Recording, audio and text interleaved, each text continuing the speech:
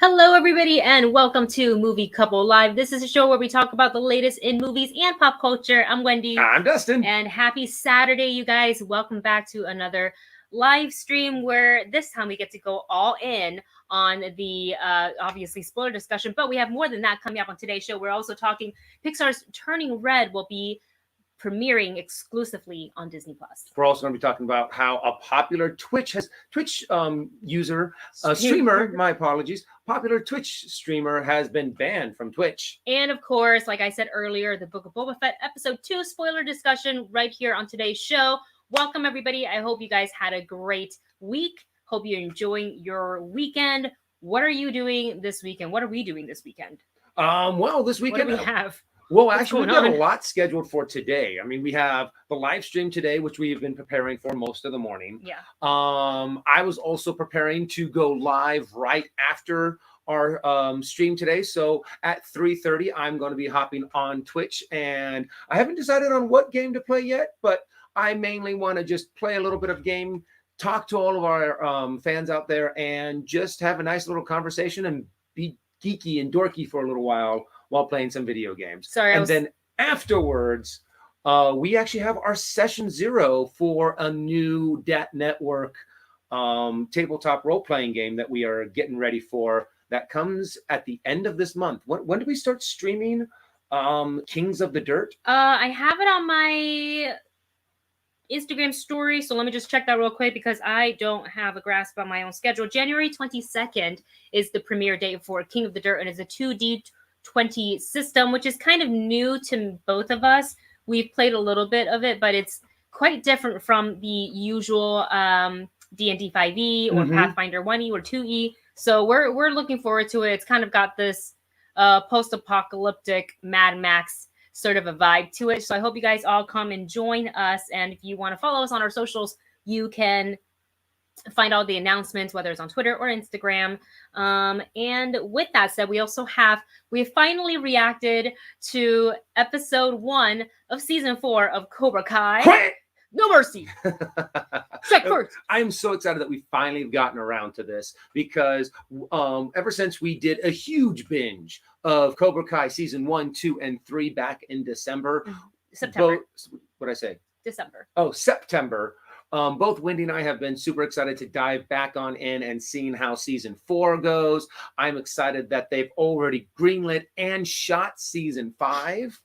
And I'm just ready to just dive in to some 80s style goodness. Nice. Sorry, apparently I am missing a bunch of messages on my Discord. Ooh, so I'm just checking that out real quick. But I can't show you because it's a secret. It's a secret thing. But I wanted to just make sure I am in the Movie Couple Discord just in case I miss anything that you guys potentially drop under the live stream channel. But in any case, the reaction is up on the channel. If you guys want to take a look, we will be filming episode 2 reaction probably Sunday evening after this one gets off work. So I assume the reaction will go up Monday or Tuesday, depending on how quickly I can get done with the editing. But let's go ahead and dive into I was going to say first topic, but we do have a super chat from Martin.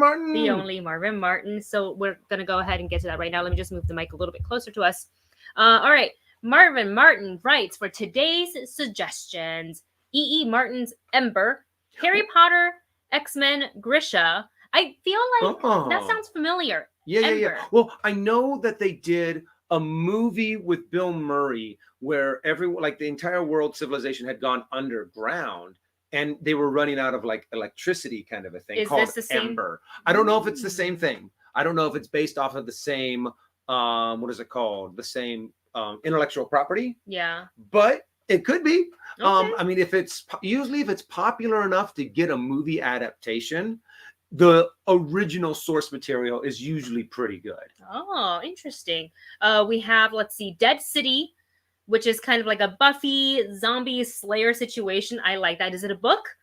Is it a book, Martin? Let me know. Martin did say that. No. Okay. So the movie is not the same as the E.E. Martin's Ember. But also, please let us know if Dead City is a book, because that sounds like the Buffy, or it could be a show, I guess.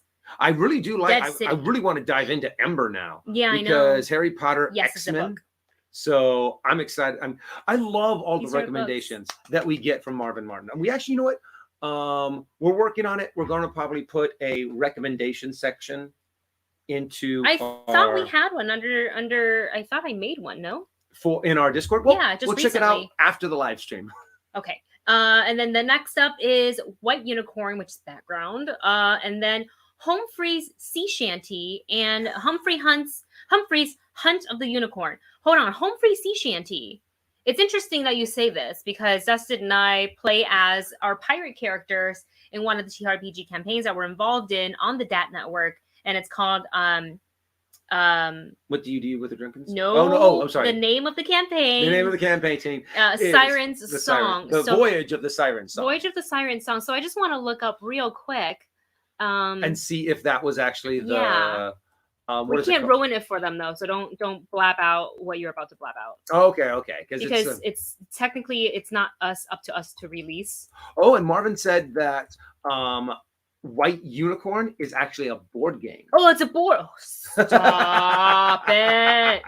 Okay, hold on. I'm gonna just. Wendy is excited. I'm gonna let this play for 2 seconds. The sea shanty. I can't share the screen, and it's a part of one of our topics for today. Why I'm kind of hesitant now. But I want to see if this is similar to. There once was a ship that put to sea. I know this one. That's. That's a good. We've heard that before. Mm-hmm. Yeah, we've heard that one before. So if you guys were looking for a good pirate sea shanty, look up Humphrey on YouTube. Pretty cool. And then the last thing that Marvin recommends today, Humphrey's Hunt of the Unicorn. But now I got to look up this White Unicorn board game because. We're always down for more board game recommendations. Oh, So, ooh. Pretty. That looks pretty cool. Pretty. Is it on? Oh, it's also. Oh, I was wondering if it was on Board Game Arena. No. Because then we could probably give it a shot on there too. It's really pretty. Wow. Look Oh. at that. Well, we'll definitely look into it because there is, like Dustin just mentioned, there is a website called Board Game Arena.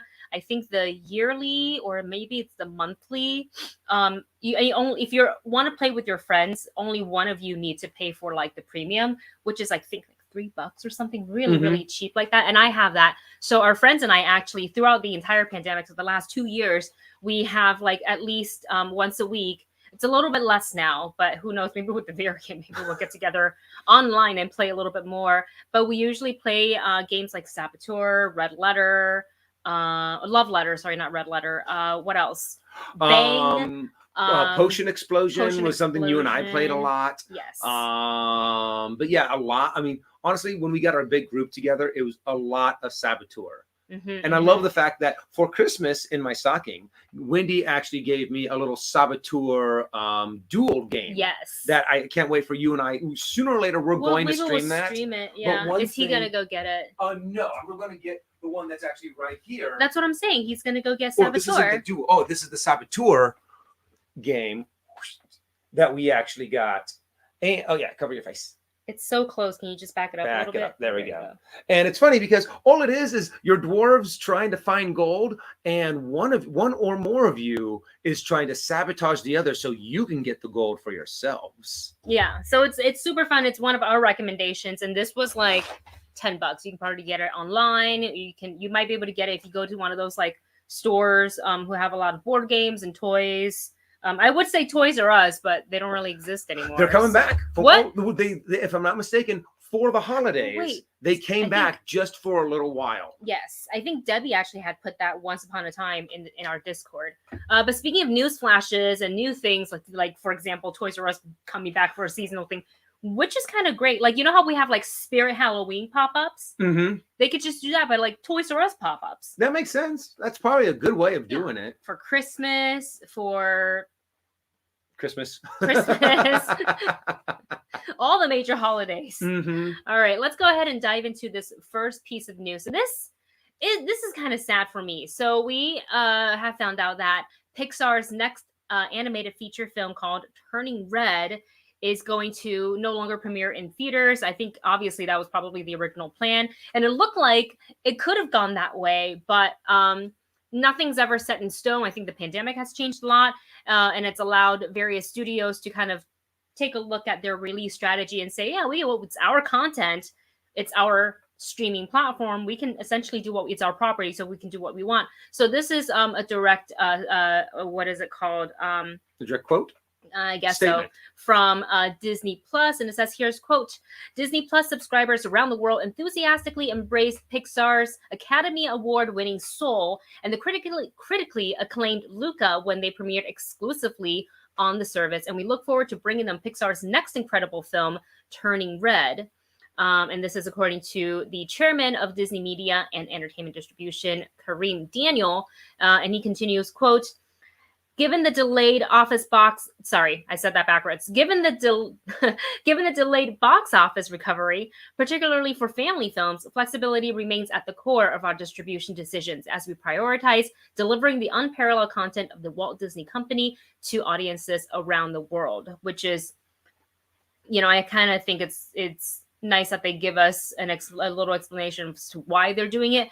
But it's interesting also that so far the only films, now that we're well into this pandemic, and I think we've finally pivoted to the right way of like how to work around or work with this pandemic, it seems like, Onward aside, because that was literally at the very beginning, and it did premiere. Didn't it still premiere in theater for like a week before it was like it's got to go to Disney Plus or something like that?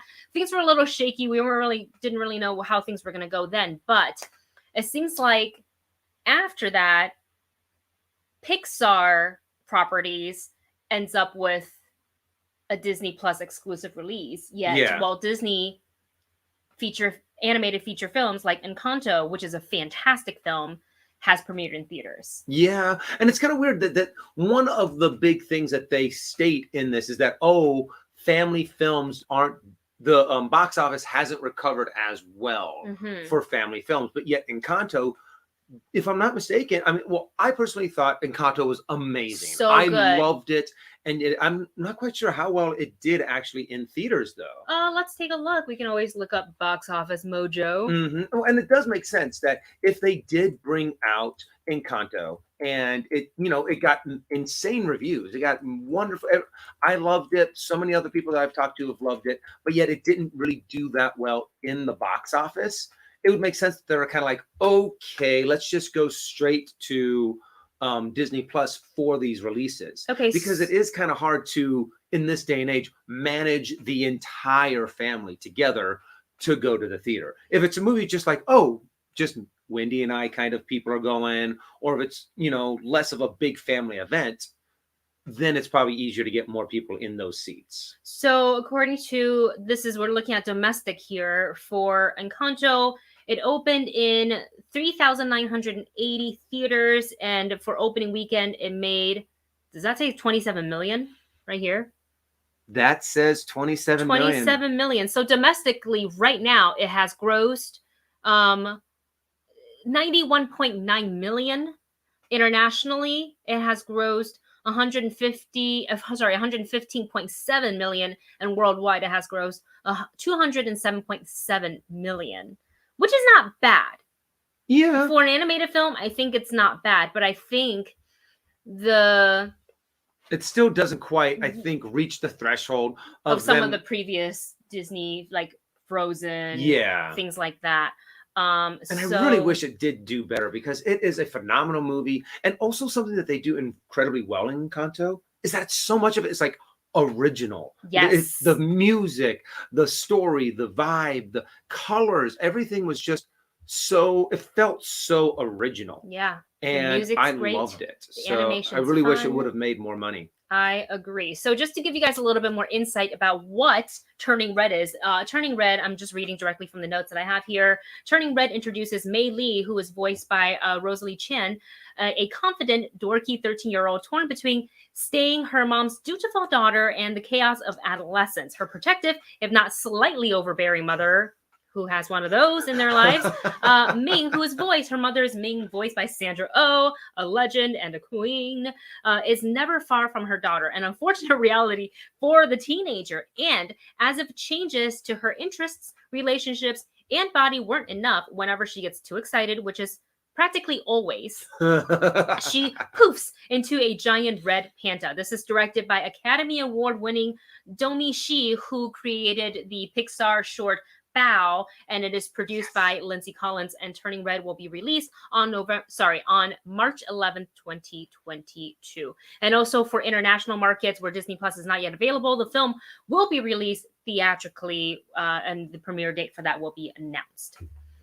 So that is what Turning Red is about. If you haven't checked out our trailer reactions for it, you can. It is all on the YouTube channel.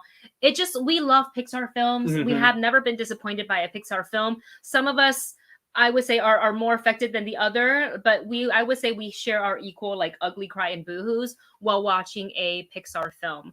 Bao got me hard, like crying real hard. And didn't they show it in front of Coco?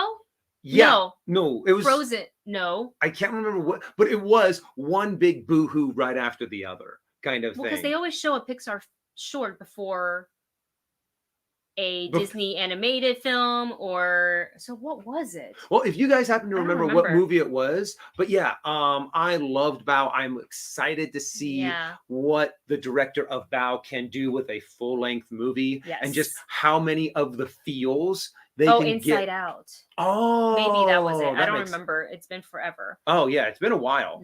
But yeah, Bao is also one of those that every now and again I'll just go onto Disney Plus and watch that short again. Right there with Piper. I think the one with the little Piper bird, I think is so cute. Oh wait, you haven't watched the short that came before Encanto.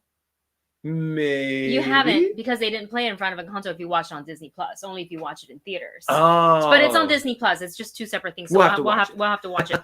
Oh, Blade says, thank you so much, Blade. Incredible 2. Oh wow, then that was a really long time. That actually makes sense though. That makes sense. But yeah, I'm bummed for the director, because she had Academy Award winning, and it's kind of like, sorry, your film's gonna have to just premiere on Disney Plus, and I think it's a little unfair. But what are you gonna do about it? Because I think without the pandemic, this no question would have gone in theaters. Oh yeah, no question. Oh, no questions at all. Yeah, so I think it's just a bit poo-poo.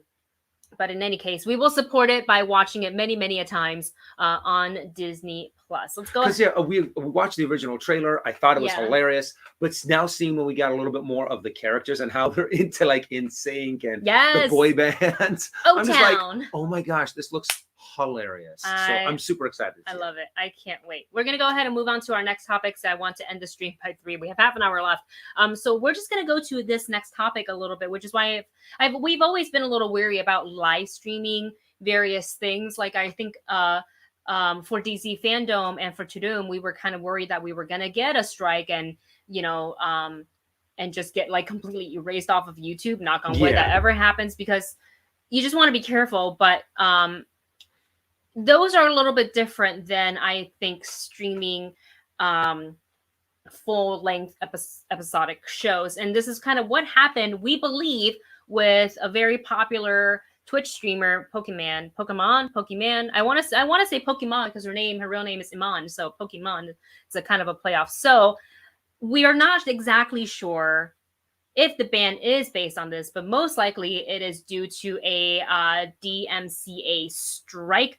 And I actually noticed this yesterday, because I was on Twitch yesterday. I watched her for like maybe 10 minutes, and she was streaming Avatar: The Last Airbender, which I was like, I mean, that's a great choice to watch because it is a fantastic show. But she was just straight up watching it, and it was almost full screen with her camera of her face kind of on a smaller, screen, which kind of is opposite of what you and I do when we do reaction videos. But this is the reason why we don't put up. People are like, oh, I wish you put in more of the clips of the show. And I'm like, but maybe we can't because it's copyrighted content. And the only way we can get to use it for fair use is to use it that way and to continuously have commentary and analytical thoughts throughout the video to make it a reaction versus like, here's the whole show, essentially like showing it. Like we would never do that anyways.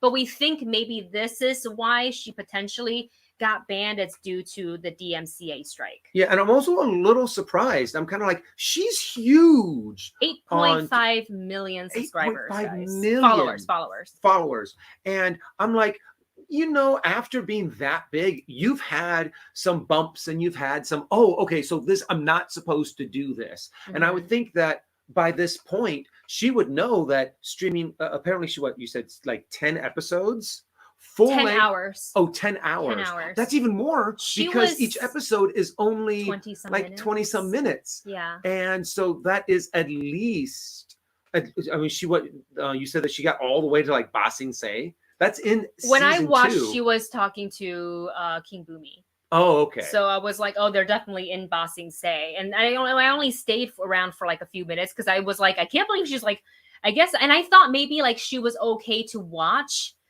the full episode like that because one, she's a partner. She's one of the most popular streamers on Twitch. Maybe she had a deal with like Viacom and Nickelodeon to be able to do this. Like, that's what I thought. Because like she doesn't have to disclose the deal, but apparently not. And I wouldn't be surprised, if she could have gotten that. But yeah, I guess she was just in a I want to share this with everyone mood, and didn't do it, and just did not get the permission. Yeah. So this is actually a really good example of that fine line that streamers have to do. We have to make sure that we are able to not show enough of the content to where we will get that strike, but enough of the content so the people who are watching us enjoy what we're talking about and enjoy our commentary, kind of a thing. Yeah. So it is very much a tightrope that content creators have to walk. Yeah. And obviously, YouTube, copyright is copyright. And YouTube and Twitch operate differently, which is why you probably will never watch me watch and react to something on Twitch, because the DMC, like, I don't understand. It's a little broken also, but I also I don't want to mess with that, which is why I usually just do gameplay or just chatting on Twitch. And those of you guys who watch me on stream on Twitch, but YouTube is kind of a different story. Not to say that they one day doesn't want to change rules and come down hard, but we, try to keep the shows that we react to the minimal clips, as you can see in all of our reactions. So with that, I think she is it's not a permaban. Oh yeah, because again, 8.5 million followers. That's a lot of people going to Twitch to watch her. Her peak audience average view while she was streaming before she got banned was at 25,000. Wait, of people watching. That's insane. That's who else am I thinking of? Critical Role gets those kind of numbers, when they live stream their campaigns on Thursday nights. So it's just insane. So it's not a permaban for her, from what I can understand. She updated her Instagram story that she says see you guys Monday. So it's just a 48-hour cooling off period, I guess. I don't know. Again, don't know all the details of the reason why she is banned. It's a speculation that is the reason why she was banned, because she was literally watching full ass episodes of Avatar: The Last Airbender. But again, great choice on the show, and I hope she continues to watch in her own time, because it is a fantastic show, and it seemed like she was really into it. Yeah, and honestly, if we could do that, I would love to be able to stream full-length shows. You can do watch parties to where you're just showing the camera on you, and you can put a little timer so people know where you are in the show, which is something I kind of want to start doing, but I've never intended it for here, let me show the screen of what I'm watching. It's no, I don't need a strike. I'm just barely starting out on Twitch. But in any case, I was just so surprised as I saw it. What is it called? Trend on Twitter. I was like, how is she banned? She's one of the biggest streamers that I know. And indeed, she was banned. So, but she'll be back. And then just the next quick bit of news. I don't have a title card for this, but tomorrow is the Golden Globes, or at least it was supposed to be the Golden Globes. Yeah, and so I decided to look it up because I know on Wednesday we had talked about how they're not going to have press and audience. They couldn't get any celebrity presenters. They're not inviting celebrities. And I was like, so what kind of award show are you running? And then just make announcements. So an exclusive for Deadline, it looks like it is set to return this weekend as scheduled, but no one's going to see it online or otherwise because, quote, this year's event is going to be a private event and will not be live streamed. And this is from a Hollywood Foreign Press Association spokesperson, and they told Deadline this on Thursday, quote, we will be providing real-time updates on winners on the Golden Globes website and our social media.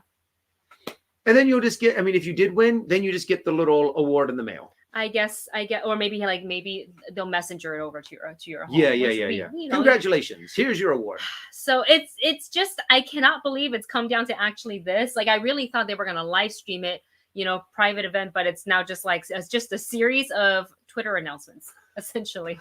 I mean, I guess that's one way to For do all it. the great performances and great work from the skilled men and women working behind and in front of camera.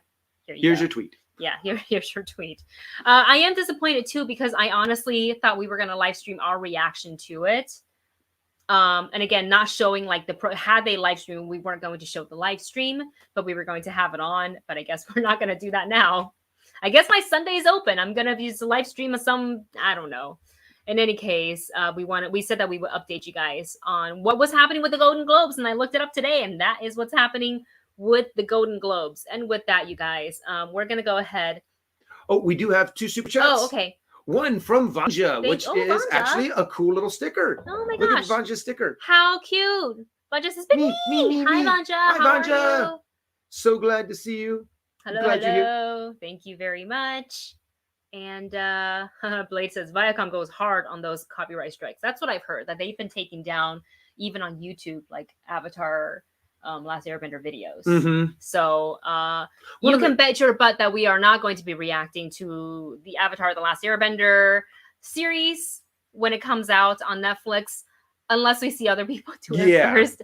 And if they're safe from the ban, then maybe we will. Maybe what we'll do is do what is that called? A review, to where we'll talk about it and we'll put like pictures up and kind of thing. Yeah, kind of how we did the first couple episodes of Hawkeye. Yeah, the first 2 episodes. Maybe we'll do it that way. Maybe. That's probably the safest way to do it, because I know for a fact that Amazon is really strict. Yes, not Amazon, Viacom. Viacom.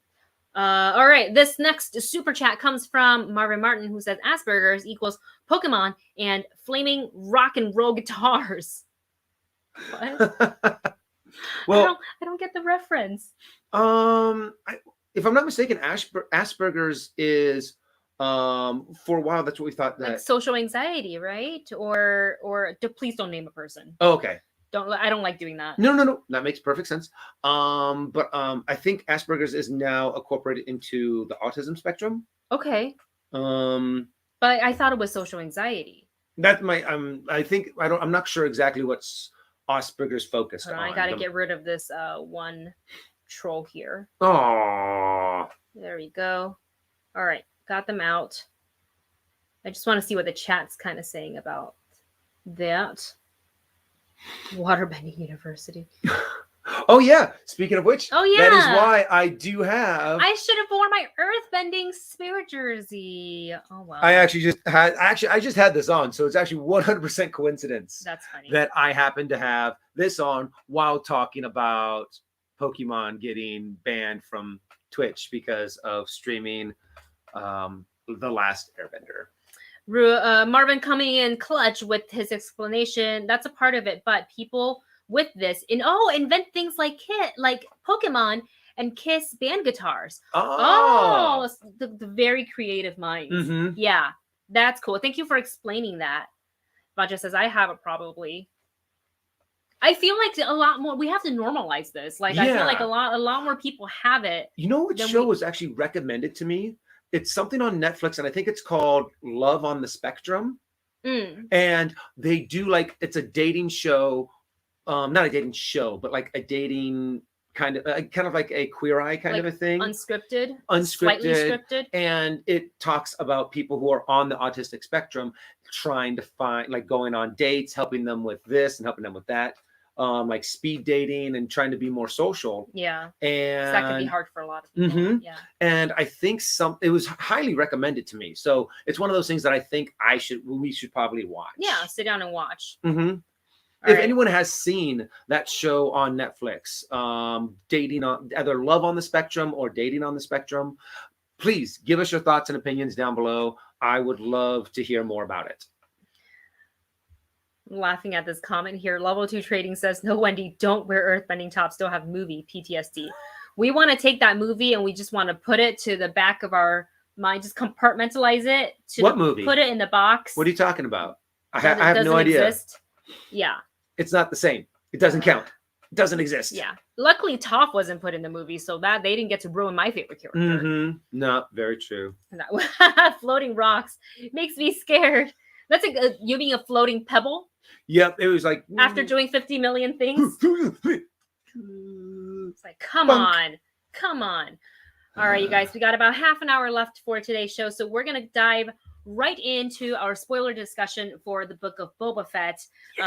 So at this point, if you haven't caught up with the latest episode of the Book of Boba Fett, we might have to bid you farewell at this point, unless you don't care about spoilers. And by all means, stay and hang out and talk with us as we dive into episode 2 of the Book of Boba Fett. And before we do, really quickly, another super. Oh my God, Marvin, thank you so much. Marvin writes, also autistic, schizo, epileptic, and etc. are other types are called shamans in other cultures. Oh, I feel like I actually never knew that. That's interesting. And let me just go ahead and get rid of this troll again. No, thank you. You are. It's not always welcome seems to be the here. same one over and over and over. So you have nothing better to do. Blocked. Haha. All right. Marvin, thank you so much for saying that. So we have, are a little bit more aware of that. Here we go. All right, let's get into Wendy is totally tough. Oh no, you got Wendy fits that persona of the personality of Toph. Yeah, Mm-hmm. not really the physical traits, because she is tiny and small. You're kind of tiny. Yeah, but like she's like young. Well, She's like 12. I am not 12. All right, guys, let's go ahead and get. Oh no, whoopsie. I'm sorry. Let's go ahead and get into the Book of Boba Fett. This is a big jump, as in for length. From episode 1 to episode 2. Episode 1, I think we got like a 36-minute episode or 38-minute episode. Mm-hmm. Episode 2 bumped that up to a 52-minute episode. Yes. And I really enjoyed it. Yeah, me too. We get dropped right into the present day of us. So we kind of cut to Boba on Mos Espa.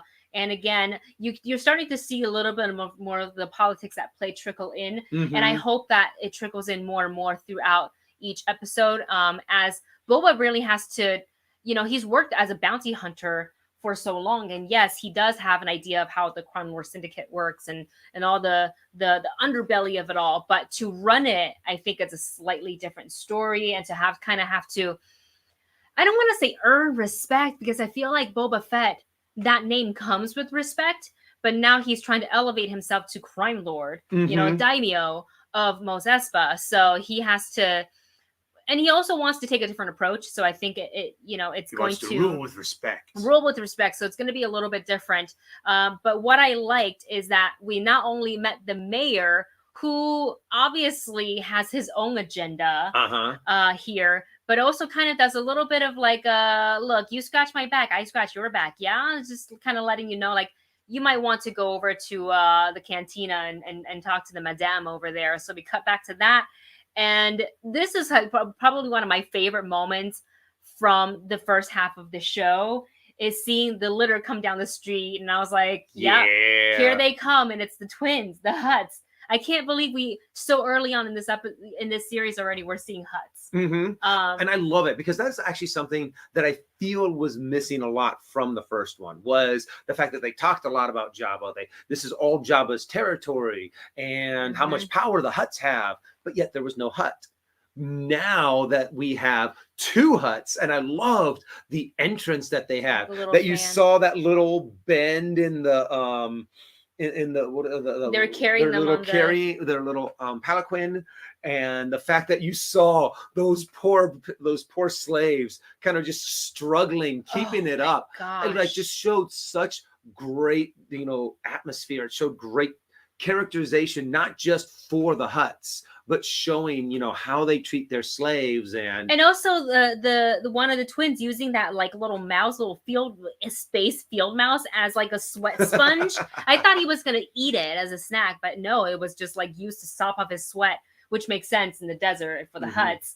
It's really crazy, but I think the one moment that got our biggest reaction was when Black Chrysanthemum, yeah, I think that's how you say it.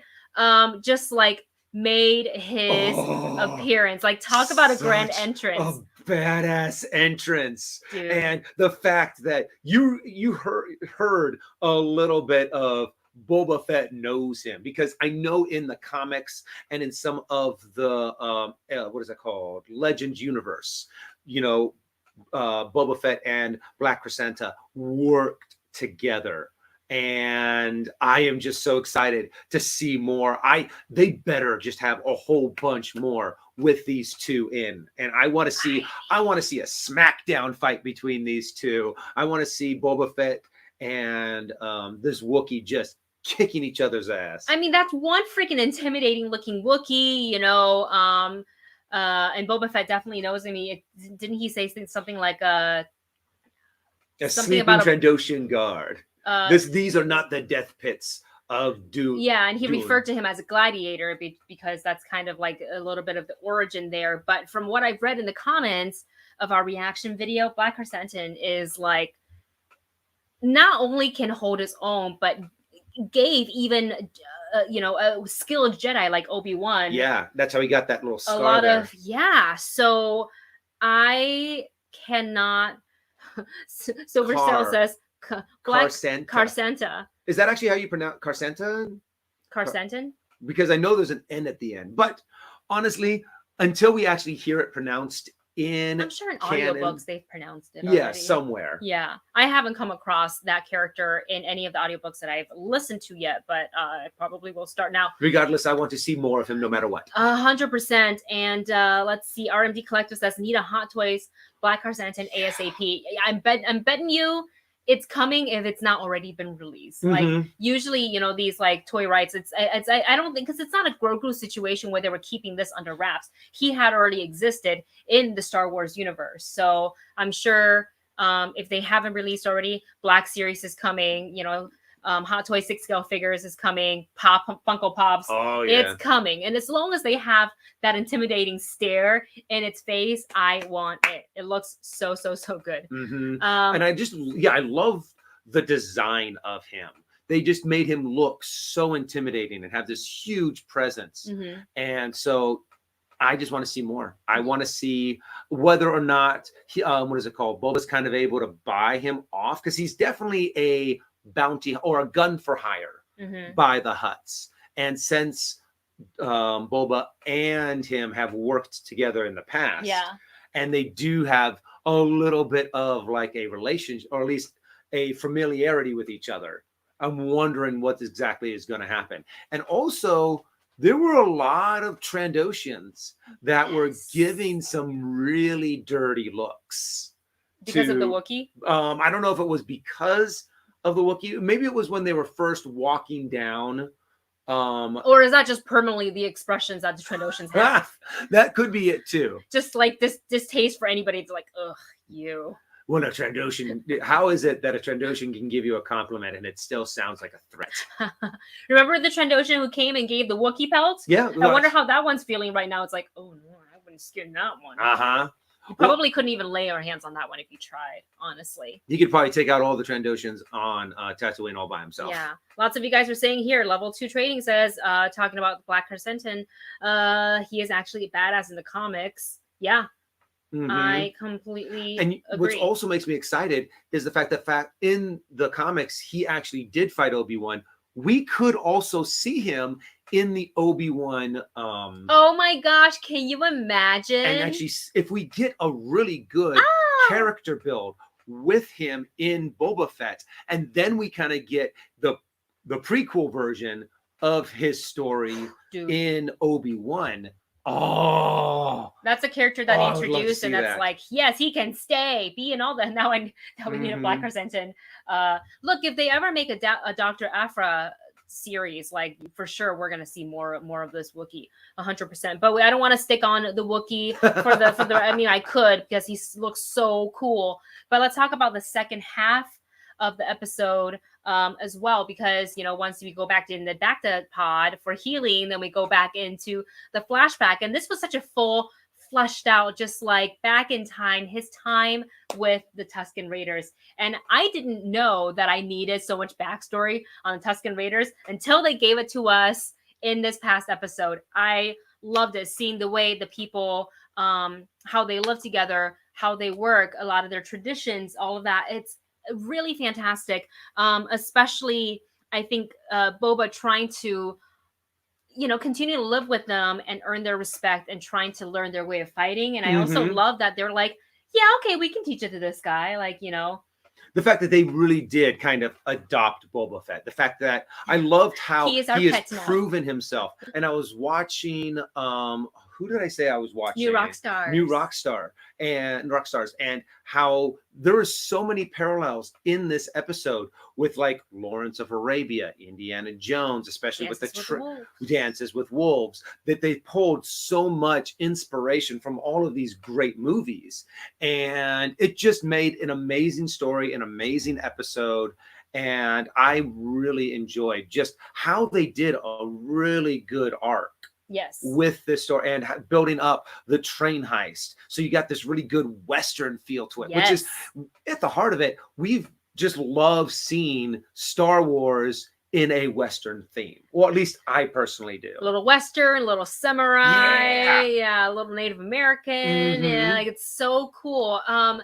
And it's funny, if you guys know, everybody probably knows Preview, but we love them. We watch that channel a lot, and I like that they titled their reaction to episode 310 to Mos Espa. Like, so I thought that was so cool. Funny, even though they weren't really traveling to Mos Espa with the train, but nonetheless, we get it. It's great. And what I'm glad I was watching the episode with Dustin, because I didn't catch it, but he caught it right away when one of the guys that was, sniping the Tusken Raiders left and right. And finally, when we got to the train heist and one of its passengers, if you will, kind of stick their head out of the train window, Dustin goes, "That's a pike." I had completely forgotten what pikes look like. And we've also only seen them mostly a little bit in Solo, I think, but mostly in the animated form. And these ones that we saw look quite different than the ones that we saw in Solo, because like they were, the outer mask was bigger. And more like, and these ones were kind of more like far back, but those are, I don't know if it's confirmed, but I want to say, especially with the reference to spice towards the end, is Boba Fett knew right away. It's like, you wouldn't be carrying anything like spice. What is spice? What does it look like? Like that, or like that. Yeah. So I feel like, without the show acknowledging it, I feel like those probably are the Pike Syndicate. So if you guys know otherwise, let us know. Do they? He even said, go back to your syndicate and tell them these terms. They just didn't drop the name. Yeah, they didn't say the Pikes. But I mean, honestly, it was also really cool that one of the things that Lucas just loved about the show, I mean, he was highly influenced by Dune. And I love the fact that he just took that reference of spice, and it's such a great kind of word that just gives you that feeling of illegal substance. Kind of a thing. So I want to see more of the Pikes. I'm also a little worried because I'm afraid that the Pikes might come back for revenge, in a sense, against Boba, against the Tusken Raiders, because they are really kind of ruthless people. Oh yeah, super ruthless, and they're doing a really good job on building up the Tuskens, near and dear to us. They've built up their culture. They've kind of told a story about how at one time, Tatooine used to have these vast oceans, but when they dried up, the only intelligent life that survived were the Tuskens and the Jawas.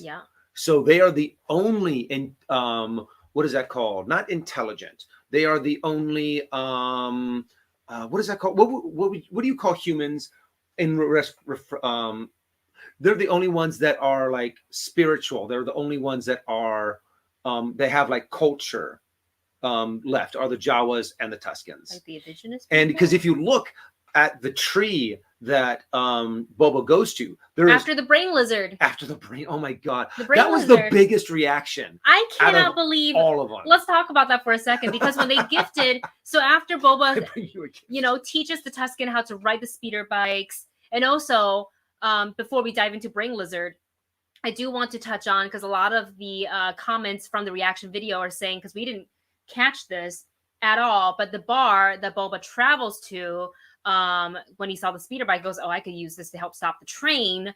He goes there. It's the Tashi station. Mm-hmm. And the to two... pick up some power converters. He was there to pick up more than power converters. He was there to deliver a beat down and pick him up some speeders. But the two patrons that were there, and not the bartender, were Cammy and Fixer from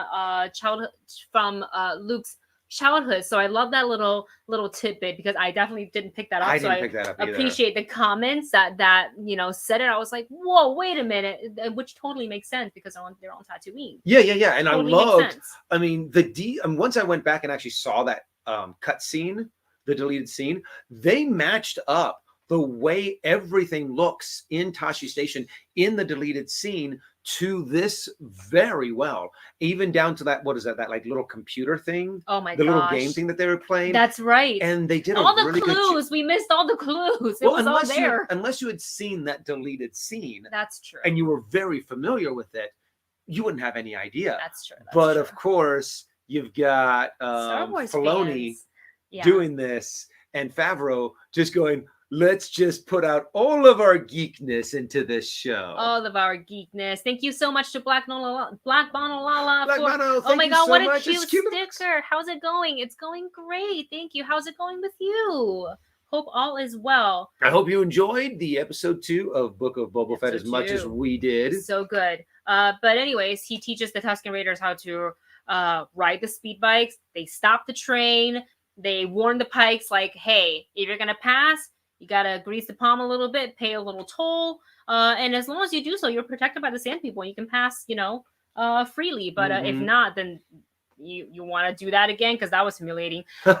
So hopefully the Pikes have learned their lessons for now, and they will pay the toll so they can travel to and from in peace. But toll is a toll. Sort of as a reward, the chief Tusken Raider, the Tusken chief, gifts Boba a little lizard, comes out of the cage, and you and I were not expecting any of this. No. Because he said, oh, he's going to help guide you. And I was like, oh, he's going to have like a little lizard companion. And I thought it was going to like pop up on his shoulder and be like, right. It wasn't going to talk. It was going to be whatever. No, right up his nose.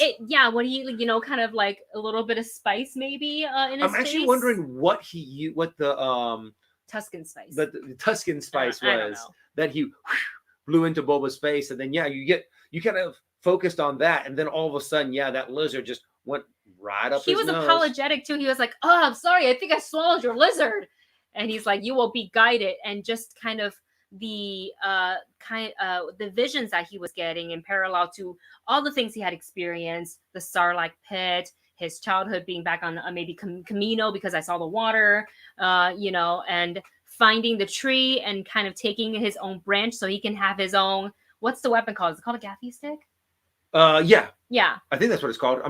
Now you got me questioning it. I'm pretty sure that's what it's called. Okay. Well, you guys tell us if we're wrong. But I love that he traveled back, and he kind of, the lizard was like, okay, I'm done guiding you back into his own little cage. And I'm like, I love the fact that he goes, I thought that was part of the hallucination as well. I would have hoped that was a part of the hallucination as well, because it's kind of like you had a whole that was a big lizard. Yeah, it's not like some small. I can't.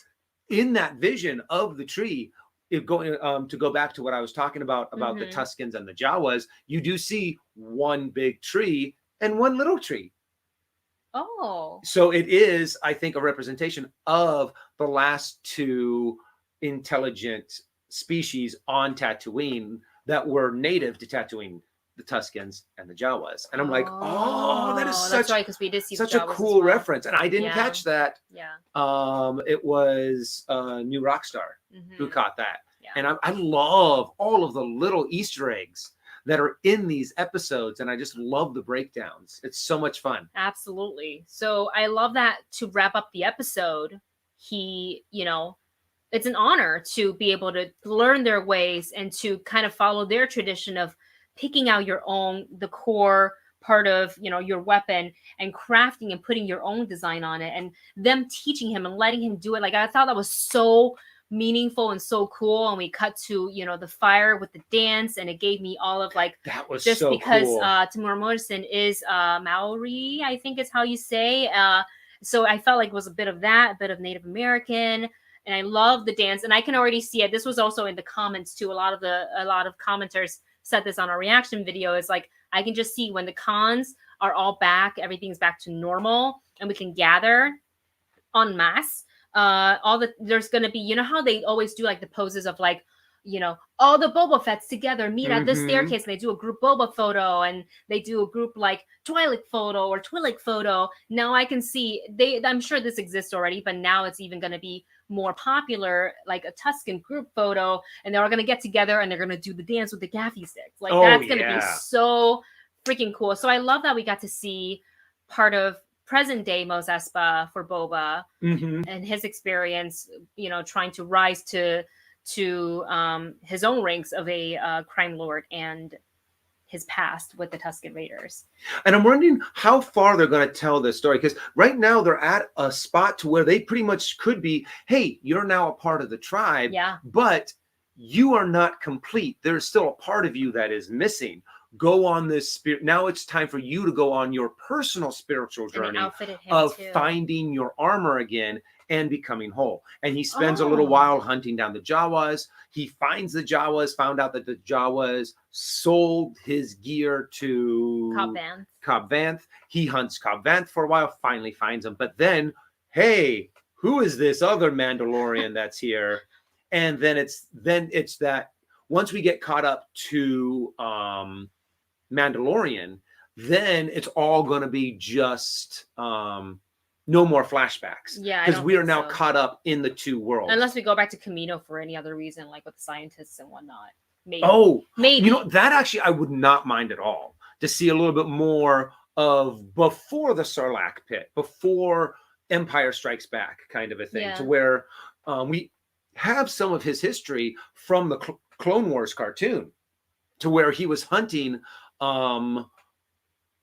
the Jedi, Samuel L. Jackson, Mace Windu. Mace Windu. He was hunting Mace Windu for a while, and maybe a little bit. Who doesn't Boba hunt? That's what we want to know. I think I saw a comment earlier. Also, hi to Late to the Party, Robert and Vanessa in the house. To the party. Says Boba and Tuskens will be awesome to see at cons, and there's already so many variations too, because a lot of people take like the Boba gear and then they kind of like mix it with like we've seen, you know, Disney princesses mixed with Boba Fett. Avatar Last Airbender mixed with Boba Fett. Like people get so creative. I can imagine more of it now, you know, with the popularity of this show. Black Loki sending in a super chat says, we need more Wendy versus Dustin Mario Kart. That is coming. I think Vanessa and Robert also have Mario Kart on Nintendo Switch. So we're going to have to, one of these days, like on a weekend when everybody's like actually free and have a day, do a stream or something like that. Even if we can't do a little bit of Mario Kart, do a little bit of Smash Brothers, Mario Party. We're have to call Robert and figure it out. So I don't know. I haven't figured out that part of streaming yet, but I want to. Let's see. There was another comment about. Here it is. RMD Collective says, I heard Filoni wrote episode 6. So does that mean Cad Bane show up? I saw your comment and I completely forgot. Could be Ahsoka. Could be Ahsoka, because don't forget her series is still coming. I don't know necessarily if she needs to cross paths with Boba Fett. If it doesn't happen, I'm not going to be upset about it. She's getting her own whole ass series. So like I can patiently wait for that. But it does make sense for me to think that there's some sort of crossover between Boba and Cad Bane. Not only that the both of them are bounty hunters, but also in the Bad Batch, we saw Fennec Shand had very much a face-to-face with one Cad Bane. A little bit of a showdown with Cad Bane. So I would love to see, like, I don't know. I want to see Cad Bane. I don't know if they can get like the voice actor to, because his design, I don't think it's going to be easy to transform into practical. Like, there's gonna have to be a lot of work. Like, they did a really good job with what Ahsoka looked like, because you know those monsters are heavy. So and you know, the more you move in them, and Ahsoka she's a Jedi, so it's fight heavy. You could tell like there was the foam prosthetic was starting to wrinkle a little bit. And I don't think they could do silicone, which would look better, but it's heavier. And I think harder to stay on, from what I can understand, with like special effects. So real quick, someone R10 put in there, I would like to see Omega meet Boba as well. Honestly, I would love to see that. So we have 3 possible big appearances that they could do for episode 6. And I want to have a little bit of a vote going on right now. Would you rather a little bit of a poll? Okay. Can we do a poll? I think so. Hold on, let me figure it out. Would you rather see? Let me go to Omega our YouTube channel. Okay, let's see if we can get a poll actually going up. Hold on, don't say it yet. Let me go to the comments. Oh no, that's perfectly all right. But I mean, honestly, there are so many different directions that they could do. Okay, I can do a poll. What's our question? Okay, I can have two to 3 options. Okay, if you can do 3 options, I would love 3. What's the question though? In episode 6, what cameo would you like to see? Prefer most to see? Who would you want to see in Book of Boba Fett? So the options are Cad Bane, Ahsoka, Ahsoka Tano, Omega, and add an option Omega. Those are the 3. I want to see. The poll should be going up right now. So I want to see what you guys would be most excited to see. I mean, probably the most popular and well-known because she's getting her own series is Ahsoka. However, I really want to see Cad Bane live action. But I want to know the story a little bit more with Omega and Boba because technically they're brother and sister. So I am very torn between which 3 I would prefer to see. Who would play Omega? Like if they cast her. Because the last time we saw her, that was years ago. She was young. Assuming she survived and she's still living, like she's much older now. So I really wonder. Okay, I'm going to pick. Okay, since I have mine up, I can't vote because I created the thing. Okay. Then. Okay, I'm gonna pick that one. There we go. So that's the one that I picked. All right, but so I'm gonna wait a little bit before we'll talk a little bit more. Jimmy, we'll go for maybe a few more minutes and then we'll see. But right now, Cad Bane is leading the poll, 52%. Omega at 32% and Ahsoka Tano at 16%. And honestly, that makes sense. Yeah. Cad Bane is I have a friend who is so. Like one of her favorite characters in Star Wars is Cad Bane, and like, why wouldn't you? Because he looks amazing. I would lose my shit. Oh yeah. If I saw Cad Bane. If I saw Cad Bane, I will tell my response in 3. What? Well, for me, which one? Do you want what you picked? Yeah, what you you picked? Just tell it. What about? Do you want to say Bane. what you Cad Bane? Cad Bane. I picked Cad Bane. As much as I love Ahsoka, I don't think it makes as much sense. They really have to like make an effort to like write her in. Yeah. And if they want to do it to promote her upcoming show, fine, I understand. But like if I could only get one cameo out of the 3, I want to pick Cad Bane. My second one would go to Omega because I think there's a lot of history there to explore. And then the third would be Ahsoka. Because has Ahsoka even met Boba Fett in any of her? It's funny because her masters. I don't think so. I don't think they. Because Obi-Wan has, but older Obi-Wan.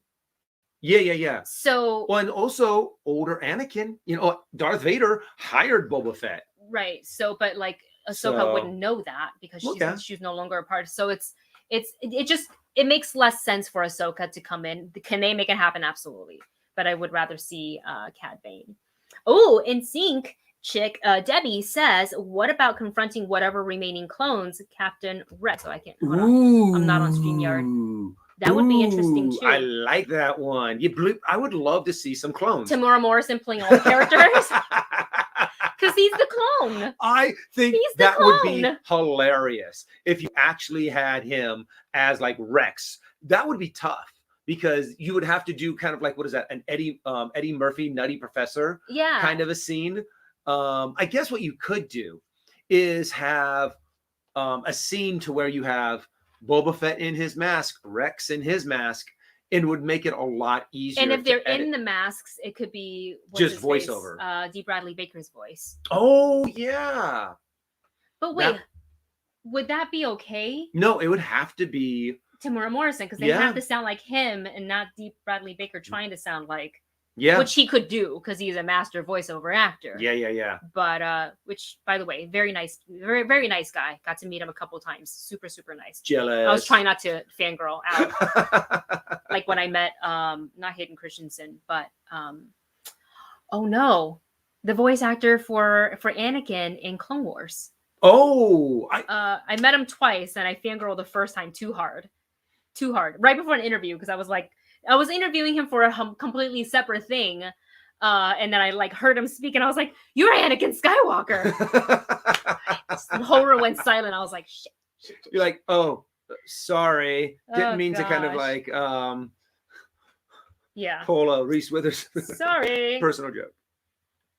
But Jason says Matt Ryan? No, not Matt Ryan. His name is not that. Matt Lanter. Oh, Matt Lanter is the actor's name. see, sometimes that's all you need for is A just part of that it. little bit of a hint, and you're like, "That's what it is." Yeah. But honestly, we're only in episode 2. I Mhm. think we still got, I'm hoping, 6 more episodes. I've heard that 6 we're or going to 7 get more 7. episodes. I've heard that we get like a total of 7 or 8 episodes. Give us 10. Give us 10. I want to see more. Well, at least we know that we're getting a total, at least 6 episodes, because we know that Filoni is doing the 6th, has written the 6th one. Uh-huh.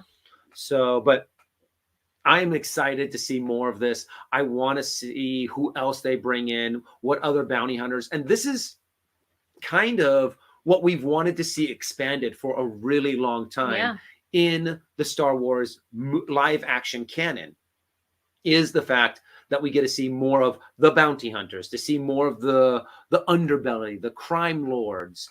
I would love, someday to just kind of get a movie that is all just crime lord centric for Star Wars, kind of a thing. RMD says, I sent a super chat, wonder if you got it. I must have missed it, but thank you for saying that. And I'm just going to go ahead and go back up. Oh, yeah. Aha! Oh, great question. RMD Collective says, are you getting Star Wars night tickets at Disneyland? We actually, I don't normally do this. I don't really love the after hour events. I think they're overpriced and they offer too little, to be completely honest. But one of the nights falls on Dustin's birthday. So if we can get tickets, I would love to go. I think they go on sale. Do they go on sale today? If so, I've already botched it. Oh, because that means they're already sold out. Do they go on sale? Huh? Hold on. Oh, let's do a live look at. We're going to find out whether or not tickets sell out that fast. They do sell out super fast. Okay. After hour Star Wars nights. And it's on May 3rd?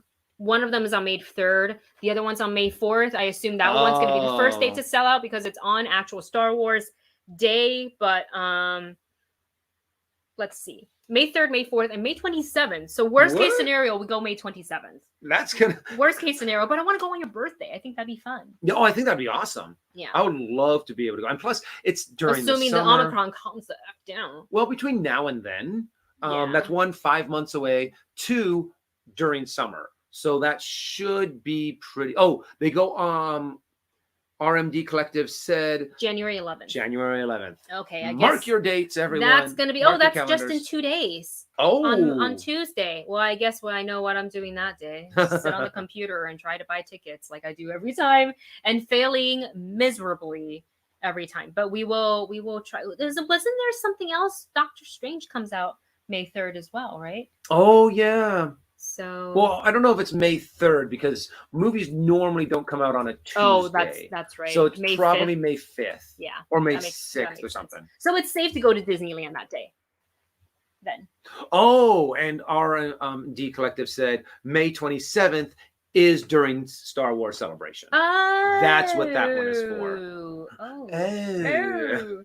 Well, it'll be super crowded too because there's going to be so many people in Anaheim at the time. But yeah. Oh, Jason says, I know why I mixed up Matt Lanter with Matt Ryan. Matt Ryan is the quarterback for Atlanta Falcons. I heard his name recently. Easy mistake. Trust me, I flip-flop names all the time. Yes. I forget names all the time. Names are like the thing that I'm the worst with. All right, guys, we're going to go ahead and go right back to the poll. There's been 40 votes. Woohoo! How many people are watching and only 40 votes? There's 61 of you watching. 62 now. Yeah. But we've still got Cad Bane in the lead at 52%, Omega at 32%, and Ahsoka Tano at 15%. So it really hasn't budged too much. Side note, Black Loki, I mean, if you are any of you are a part of our Discord, one of the sections that we have is Food Glorious Food, and someone had posted something about lime soda or lime drink Oreos. And Black Loki it's a has drink said, that's "Oh no, it's an Oreo that is flavored lime soda." And I was kind of like, "Oh, that could possibly taste good." They have like a lemon. Ew, I don't know about that. But we have someone who has a firsthand account. Black Loki says, "Don't try the lime Oreo. It is gross." He says it vomit emoji. Starchu went ahead and put this in our Discord under Food Glorious Food, and there's an Oreo limeade flavor, limited edition. Limeade, that's what it is. And the cookie isn't chocolate; it's the golden Oreo cookies. And then they also have another flavor, which I love it, but I don't think I get it either because I think that's too sweet. It's the root beer float. So let's not do that. We just won't buy them. All right, you guys. We're going to go ahead and get out of here so Dustin can get ready for his stream. Make sure you head on over to twitch.tv/Darth Zany. I don't know what game he's going to be playing, but he will tell you that on his, you'll find out on stream. Thank you guys for hanging out with us today. We always have so much fun talking to you guys on Saturdays for spoilers for the Book of Boba Fett. So we will be back, of course, next Saturday for more spoilers for episode 3 of the Book of Boba Fett, and we will be back on Wednesday as well to talk more movie news. And I guess we can discuss who won the Golden Globes because by then we should know. We'll have the tweets. We have the tweets. And before we leave, quick update on our what is it called? Our poll that we had. We have 52 for Cad Bane on who you would prefer to make a cameo in the Book of Boba Fett. 52 for Cad Bane, 16 for Ahsoka, and 32 for Omega. Right. So it looks like that was a pretty steady throughout the entire time the poll was up. The fans know what they want. Yep. We love you guys. Thank you so much for hanging out with us. We hope you have a great rest of the day. Hope you guys go over to twitch.tv/Darth Zany, ZANY, to check out his stream. And we will see you guys real soon next time on Wednesday for Movie Couple Live.